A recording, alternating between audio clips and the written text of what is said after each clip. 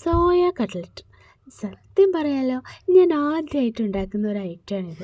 Soya വെച്ചിട്ട് പൊരിക്കല്ലാണ്ട് വേറെ എന്തെങ്കിലും ചെയ്യാമെന്ന് വിചാരിച്ചിരുന്നു.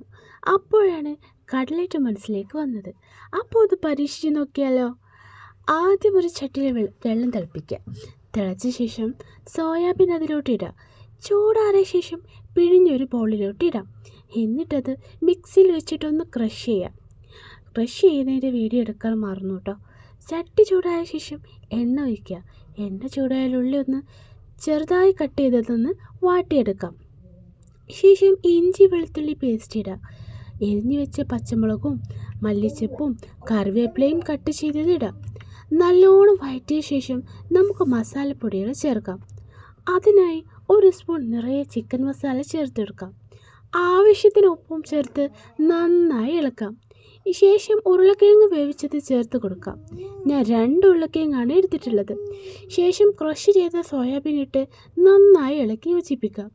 ഒരു ഷേപ്പിന് വേണ്ടി ഞാൻ ഒരു പാത്രത്തിൻ്റെ അടുപ്പ് എടുത്തിട്ടുണ്ട്.